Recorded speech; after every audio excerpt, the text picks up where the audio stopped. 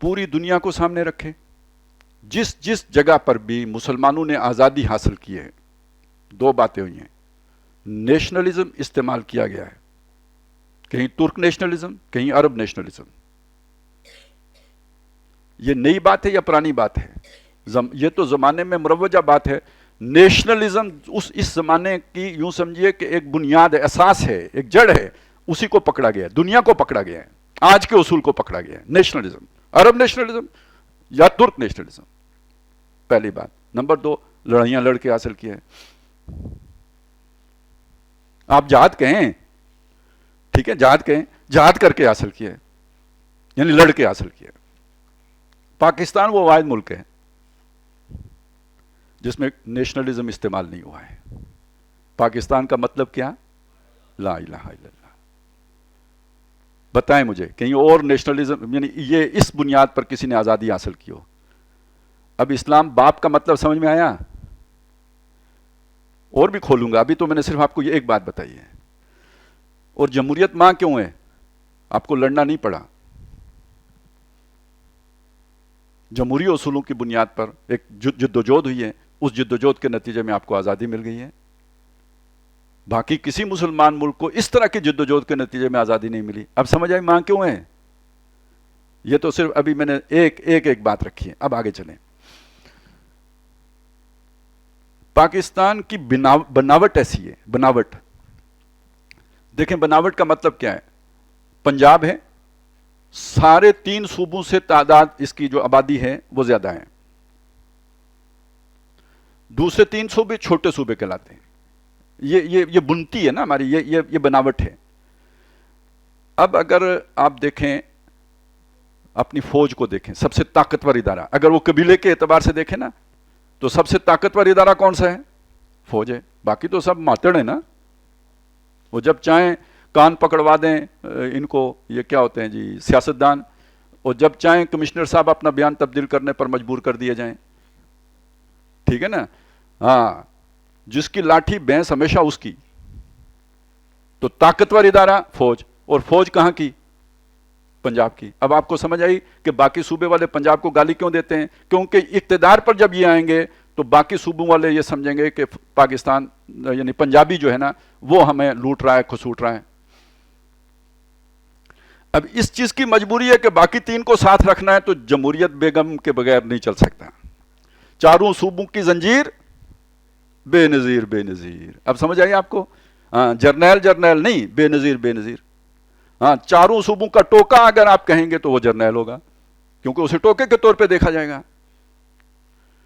وہ جو بغض ہے، عصبیت ہے، نفرت ہے، وہ پیدا ہو جائے گی. تو چاروں صوبوں کو جوڑ کے رکھنا ہوگا. تو جو شے آج بھی جوڑنے والی ہے وہ کون سی ہے؟ جمہوریت ہے. لیکن اس کے اندر ایک پرابلم ہے. آپ جب جمہوریت کی ڈوز ذرا ہائی ہو جاتی ہے، جیسے 18ویں ترمیم کی صورت میں ہو گئی ہے. اب یہ اصل میں یہ 18ویں ترمیم بڑی مصیبت خانہ میں ہے.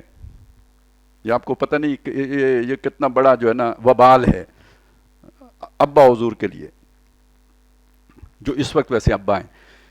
اصل اسلام والا ابا نہیں، وہ جو ابا ہیں، تو ان کے لیے یہ بہت بڑی مصیبت ہے. اور یہ کیا کس نے تھا؟ ویسے تو یہ پیپلز پارٹی کے دور میں ہوا تھا. اس کے پیچھے وہ ایک امریکی تھا، مر گیا ہے وہ، Holbrooke, Richard Holbrooke شاید اس کا نام تھا. وہ اس کی تجویز تھی، اور یہ وہ ماڈل ہے جس پر اس نے یوگوسلاویا کے ٹوٹے کیے تھے. اس میں اختیارات صوبوں کو زیادہ دے دیے جاتے ہیں، اور پھر آہستہ آہستہ صوبے جو ہیں وہ مرکز سے باغی ہو جاتے ہیں. یہ پوٹینشلی جو ہے نا اس 18ویں ترمیم کے اندر چیز موجود ہے. تو اگر آپ پیور جمہوریت لے کے آئیں گے، اور تو جمہوریت کا جو یہ مادر پیزر آزاد جمہوریت ہے، اسلام کے بغیر، ابا حضور کے بغیر جو اماں حضورہ ہیں، تو ان کا پھر معاملہ یہ ہوتا ہے کہ وہ ذرا آزاد خیالی میں ادھر ادھر کافی نکل جاتی ہیں. اگر اوپر ابے کی جو ہے نا وہ نہ ہو مانیٹرنگ، تو وہ اس کا نتیجہ لازمی کیا ہے؟ اس کے ساتھ جڑی ہوئی چیز لبرلزم ہوتا ہے.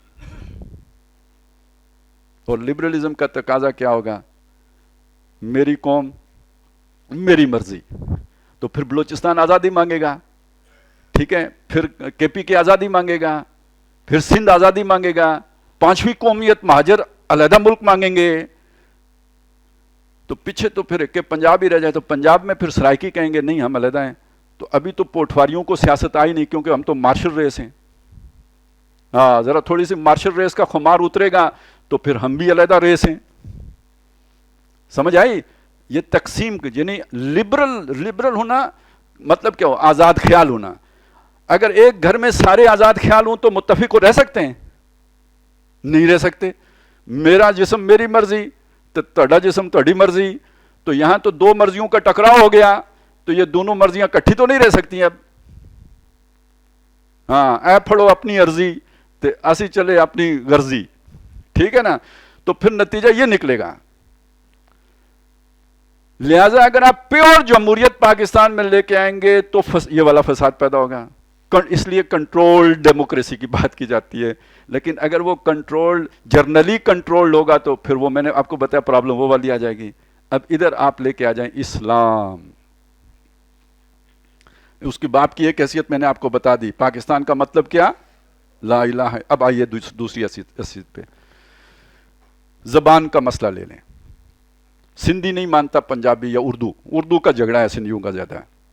وہ آپ کو پتہ نہیں سمجھ ہے کہ کیوں نہیں ہے، کیوں ہے بھئی؟ اگر اردو کو آپ وہ اہمیت دے دیں گے سندھی کو نہیں دیں گے تو اب وہ سندھی بچے کو اردو سیکھنی پڑے گی. جب وہ جا کے ٹیسٹ دے گا تو جو اردو جس کی مادری زبان ہے وہ زیادہ نمبر لے لے گا، اس کی تو اپنی زبان ہے. اسے یہ تو سیکھی ہوئی ہے، یہ اتنی مہارت رکھتا نہیں تو یہ نوکریاں نہیں ملیں گی. یہ سارا جھگڑا بن جاتا ہے.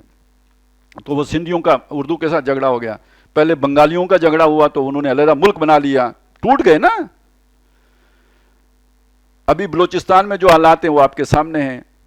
کے پی کے ابھی وہ ووٹ کے ذریعے غصہ نکال رہا ہے اور وہ جو کچھ وہاں پہ ہے آپ کے علم میں ہے. یہ جو اچھا اب تو پنجاب میں بھی نیشنلزم پیدا ہونا شروع ہو گیا ہے. ہم بیٹے کس کے؟ رنجیت سنگھ کے ہیں نا. اب رنجیت سنگھ کے بیٹے وہ ہو کرنا شروع ہو چکے ہوئے ہیں. تو یہ بات اب آپ سمجھ لیجئے کہ جب آپ پیور ڈیموکریسی لے کے آئیں گے تو ملک کے مزید حصے بکھرے کرائیں گے.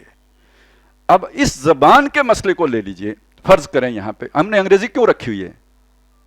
سندھی کو بھی سیکھنی پڑتی ہے، مہاجر کو بھی سیکھنی پڑتی ہے، پنجابی کو بھی سیکھنی پڑتی ہے، پٹھان کو بھی سیکھنی پڑتی ہے، بلوچی کو بھی سیکھنی پڑتی ہے. عدل قائم ہو جاتا ہے. کسی کی بھی مادری زبان نہیں ہے، سب انگریزی پڑھو شابہ بچہ. تو جس کو اے بی سی اچھی آئے گی تو وہی ڈی سی لگے گا. اب آپ ذرا ادھر لے آئیں اسلام ابا حضور کو اگر مان کر اور عربی لے آئیں تو عدل ہو گیا. سب کو سیکھنی پڑے گی. فائدہ نوٹ کریں. اللہ کی کتاب سے جڑ گئے.